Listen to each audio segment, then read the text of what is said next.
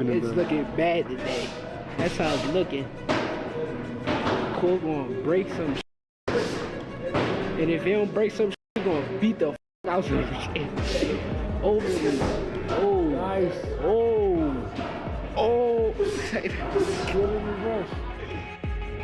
We don't care who it is. We have no friend. Shakur, if his cousin get in the ring, he gonna get this smoke. If his brother get in the ring, he gonna get this smoke. We have no friend. Strictly business. They say iron sharpens iron, and if the footage and photos leaking from camp tell the truth, Shakur Stevenson has just walked straight into a ruthless masterclass. We kicking you out of the gym if we see you lose your ball. Boy, these are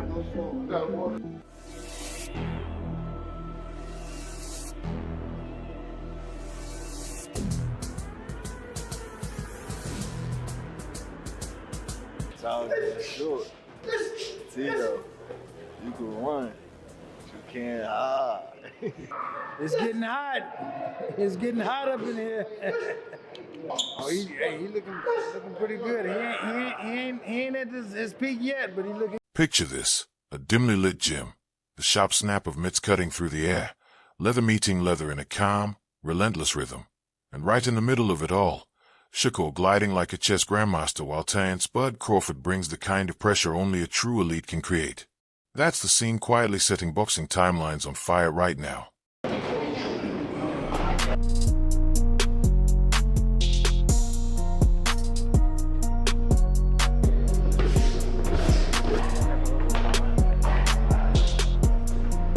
Let's fight.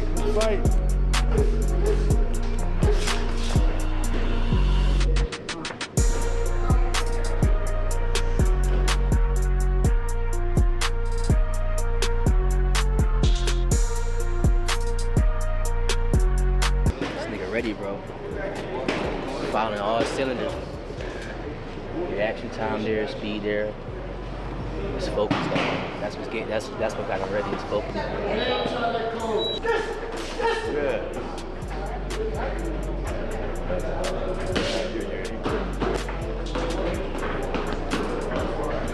Why does this matter? Because style mixed with experience creates preparation on a completely different level. Crawford isn't just a former champion with highlight reels full of clean finishes. He's a calculated thinker who mastered the art of turning instinct into strategy years ago. For Shakur, who's stepping up to face the explosive, pressure-heavy Teofimo Lopez, sharing rounds with a ring IQ like Crawford's goes far beyond conditioning. It's a real-time blueprint for elite timing, sharp reads, and deadly counterpunching in tight spaces. And if Shakur is absorbing even half of what Bud brings, this fight may look very different when the lights come on. It's ever.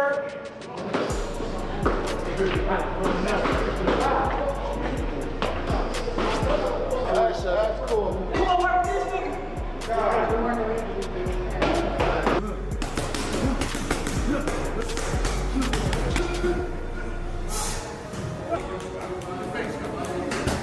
Let's get into the specifics. Shakur is a pure technician, built on slick footwork, hands that glide in and out, and an instinct for making opponents miss before they even realize they're in danger. Lopez, on the other hand, brings raw torque, frightening one-shot power, and that relentless forward pressure that makes the ring feel smaller with every step. And that's exactly why having Terence Crawford in Shakur's camp matters so much, because those rounds aren't just whack, they're lessons, they're problem-solving sessions, and from everything coming out of camp, they're even enjoying it, sharpening each other while staying loose in the middle of the grind. I don't care if it's ping pong, he gonna Right, get it. like how I'm If cheating. it's ping pong, he want the advantage in the paddles. I don't care about a paddle. You figure out how to win. I'm gonna win. Ain't no figure out. I'm gonna win. Man, I do everything, man. It ain't nothing that I can't do. Because they only see me winning, they say, oh, the reason why he winning because he's cheating. He gotta be cheating. They just can't accept the fact that I'm this great. A basketball game, if we play it, I think I'll be. You'll beat me and You'll beat who? Boy. So you said, how you gonna stop me from driving there? 3-on-3, you gonna pick your Tell you right now. Hey, look. Look, okay, so, hey, Tone. So I asked him, how you gonna stop me from driving? He said, I'm gonna foul you. So we might as well don't even play, because you telling me you can't stop me right there. I'm gonna foul you if you go to the basket. Right. Working with Crawford gives Stevenson the chance to sharpen two weapons he'll need in abundance: patience under pressure, and those tiny, split-second adjustments that matter when someone crashes the distance and forces the pace. Think of Crawford as a living, breathing simulator for a dangerous, switch-hitting, high IQ opponent. The kind of presence that exposes every mistake and demands growth with every round. I'm not saying I'm gonna intentionally foul. But what if he foul you? I'm saying that I'm gonna No, play hard. I don't gotta foul him. I was in Colorado training for the Cordina fight. I was working with Terence Crawford. Definitely a hell of an experience. You get that type of knowledge, that type of IQ. I look up to Bud a lot. Honestly, he one of the realest dudes that I done met. He's still a normal person in his head. Like, he don't believe that he's above everyone else. That's how I feel about myself. You seen me around a lot. Don't act like you ain't seen me around them days. He said Bud, come on. Terrence talking, I try not to talk back. I try to just listen and straight boom, straight shot. Like right here, boom, there you go. If you've been scrolling through boxing feeds lately, you've probably seen the clips and photos already. Short, explosive rounds, quick smiles between representatives, and that unmistakable energy of mutual respect that feels less like sparring and more like mentorship in motion. Because you out the way of the right hand. He like a sponge. He soak up everything that he need to soak up, put it into his arsenal, and then he make the best out of everything that he learned from everybody. Then throw it straight left to the body. At the end of the day, you don't want to feel like a know-it-all. And the people that know it all are the people that don't go very far. You gotta always be a student. You gotta always be able to learn and pick up things from this person, that person. He's a work of art. The sky is the limit with Shakur. He got the boxing skills and the ability to, do whatever he wants in the ring. And it's gonna be very hard to beat Shakur, with the skills that he possesses and the smarts that he has, and given the opportunity, I think he can pose a great threat to everybody in the division. Those images tell a deeper story. This isn't a one-off stunt or publicity moment. It's a calculated injection of experience into a camp built to prepare Shakur for every version of Lopez that could show up. And that matters, because sparring isn't about chasing knockouts in practice.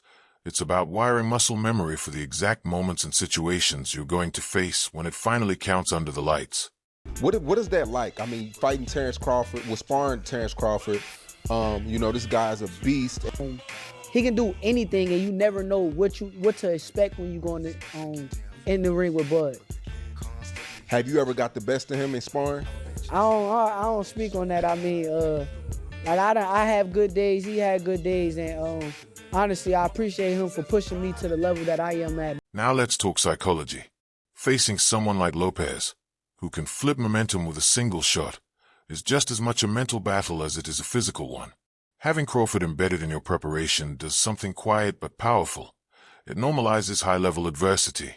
If you can move with a veteran like Bud in the gym and still stick to your game, the panic spikes that usually hit on fight night start to fade. You learn how your body reacts under pressure, and then you retrain it to respond with control. That's the real secret here. Confidence isn't guesswork. It's rehearsed under fire. Like, a lot of people just counted me out. They talk bad about me. They act like I'm not this person that I've been my whole life. So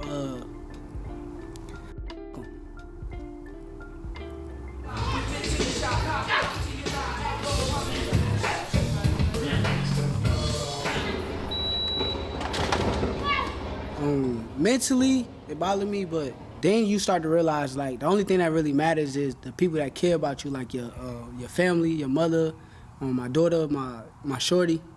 It's a lot of people that have said something, and I remember their faces, I remember, like, what they said.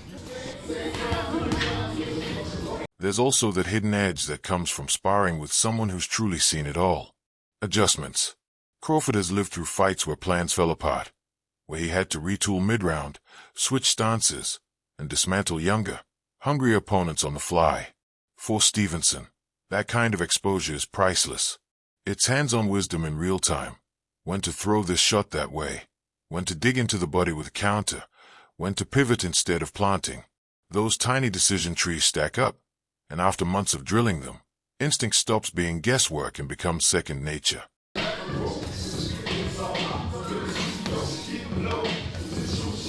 then they're calling the card on February 22nd the best card ever. How does that make you feel that you're fighting on that card? No disrespect to them guys, but I'm the best fighter. I think that I am what everybody want to see on that card. I think a lot of people say they're not gonna wake up at a certain time or all that stuff, but everybody's gonna be watching that shit. Everybody gonna want to see Shakur. A lot of people try to act like Shakur is not must-see TV, but I am must-see TV. I am the best fighter in boxing. Everybody want to see me. Everybody want to watch me. Let's not blow smoke. Sparring clips don't guarantee success. Boxing history is littered with hype-heavy camps that fell apart under the lights. But this feels different. These aren't random rounds or a one-day photo op. It's deliberate, repeat work with a truly elite partner, openly acknowledged by both sides as something real. That kind of consistency, that level of intention inside a camp, is exactly how raw potential gets sharpened into actual performance when it matters most. Switch, attack, attack!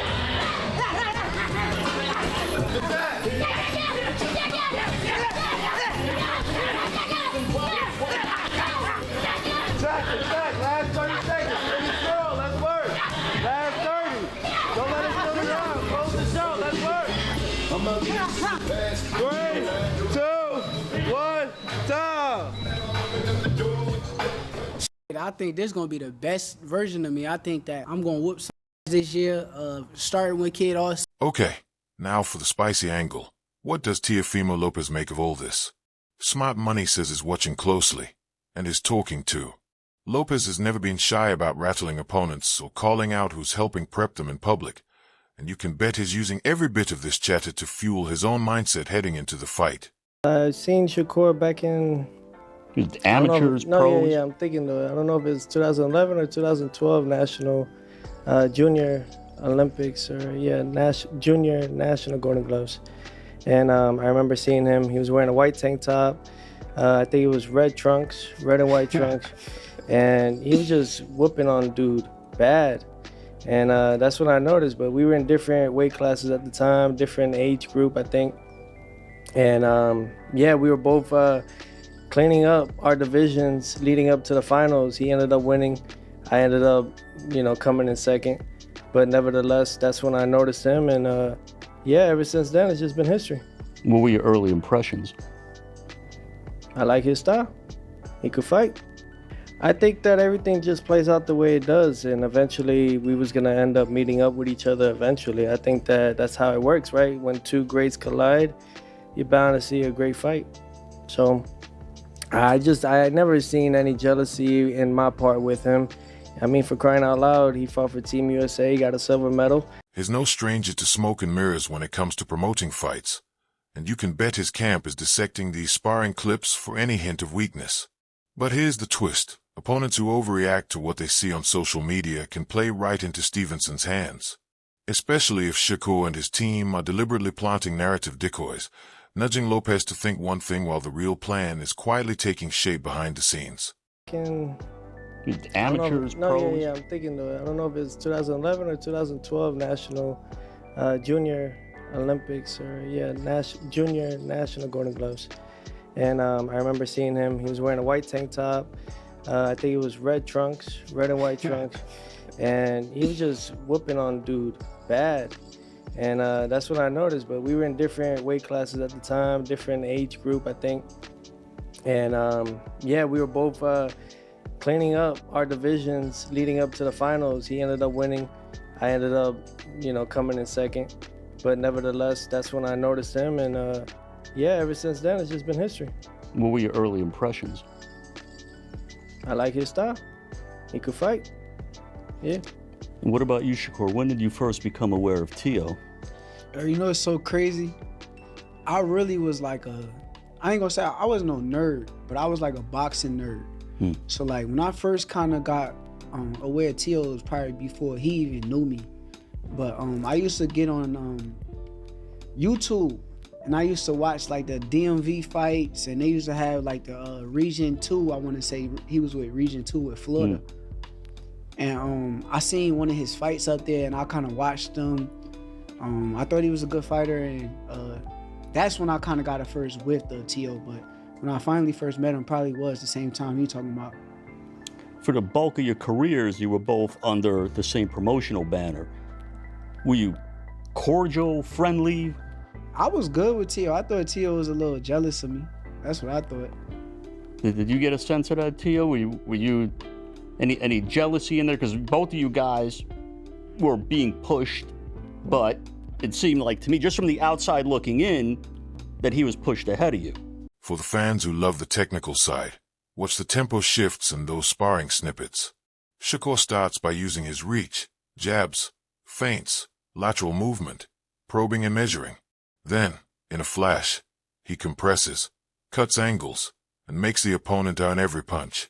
Crawford's presence forces him to maintain range and navigate counters up close, which is critical against Lopez, who can unload rapid-fire combinations in tight spaces. Translate that to fight night strategy, and you'll see Stevenson blending smart movement with perfectly timed counters, only engaging in toe-to-toe exchanges when he knows he's set them up on his terms. The version right now. Yeah. Because if you watch the last fight week with Times Square, Teo was the guy who kind of sold the event. He put on a showmanship display come fight night. He looked real good in the ring, did some Roy Jones-like things. So that kind of excited me. Like, that kind of brought like something out of me to where it's like, I want to go against that guy. That guy is that good, and let's see if he could be that good in front of my style. Can he do them same things in front of me? I don't believe it, but I want to see. Well, there have been questions, here and there about Teo's mental state, as far as the critics. And you are a type of guy, when you're in the ring, you take guys sometimes to a dark place. After a couple of rounds, you sort of break them. Do you think you're going to break him after a couple of rounds? Yeah, I know I'm going to break him. I know it's going to be a certain point in that fight to where he's going to be mentally frustrated. And when he gets mentally frustrated, that is where I'm going to tap. Let's zoom out and look at the legacy angle. Sparring with a multi-division champion like Crawford sends a message about ambition. Shakur isn't just prepping for one victory. He's building the resume and skill set needed to be remembered as an all-time great. Aligning with accomplished veterans teaches lessons that go far beyond wins and losses. It's how fighters accumulate the kind of wisdom that keeps them relevant long after a single headline fight fades. That bigger picture matters for a boxer whose sights are set not just on the next belt, but on lasting impact and legacy in the sport.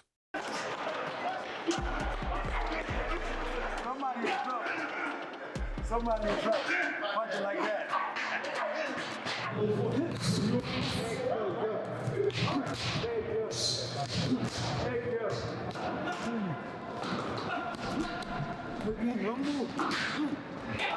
The power, the stability, beautiful.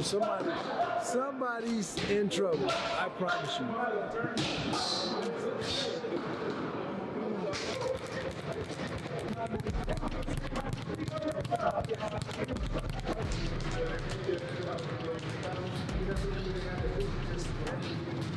Get your ass up! Yeah, Crawford is sharp, man. It looked like he ain't really miss a beat. I can tell off his surgery, his hand surgery, he got right back to work in the gym. So, what happens on fight night if all this preparation clicks? If the sparring sharpened Stevenson's patience, fine-tuned his counters, and drilled those split-second reflexes under pressure, Lopez could be staring down a fighter who not only slips and slides out of danger, but also drains the power from his aggressive bursts with perfectly timed counters, turning offense into opportunity and momentum into a trap. I was hurting it all throughout the camp. I was feeling good. I felt it just now. But I was trying to ignore the pain and keep it going, but it just got worse to the point where I couldn't really take it no more. I kind of felt it after my last fight. I'm like, man, just ignore it because you're going to have to keep ignoring it every time you fight. You don't realize it until it gets like to the point where you just can't take it no more. That video, even that video that got out of me like hitting somebody with a body shot and I fell, I've been hitting it constantly over and over and over. I felt the pain badly that last time to where it's like I couldn't take it. On the flip side, if Lopez bursts through early and drags the fight into a brawl, that's when we'll see whether months of sparring with greatness actually translates into staying composed and thriving amid the chaos of a high-stakes arena. Guys that believe that no one could get into their defense, no one could get into their offense, no one could actually get into their style. Stylistically, he believes he's the best, and I know I'm the best, and that's why we're getting to this point now. He wants to challenge himself. I'm here for it. I'm here to challenge myself every time. That's part of boxing. And I think that one thing we are doing here, Mr. Versace, is one thing for a fact is that we're showing all the next generation this is how you do it. You don't do it in your early 30s. You do it now. You do it when the time is right, and this is the right time. That's why we're fighting in the big room. That's why everything is on the line. That's why I'm putting everything that it's got to be. You know what I mean? He's got more to gain. I got nothing to lose. So where is that going to? Anything. It's really just the truth. It is the sport. Who wants it more? How bad you want it.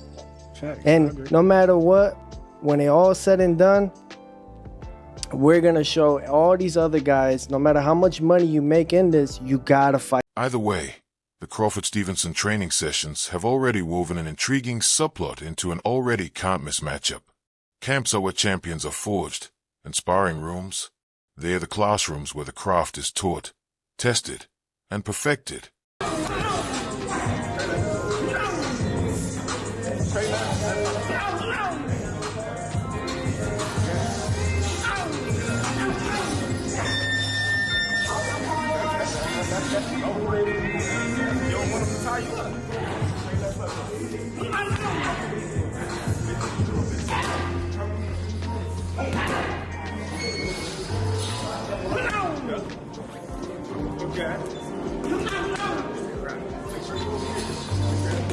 Watching Shakur Stevenson and Terence Crawford trade rounds gives a rare glimpse into the pedagogy of elite boxing, how lessons are passed down, instincts are honed, and the fighter primes himself for that singular, defining moment. That's all for today's video. If you enjoyed it, don't forget to leave a like, subscribe, and hit the bell icon so you never miss our upcoming breakdown.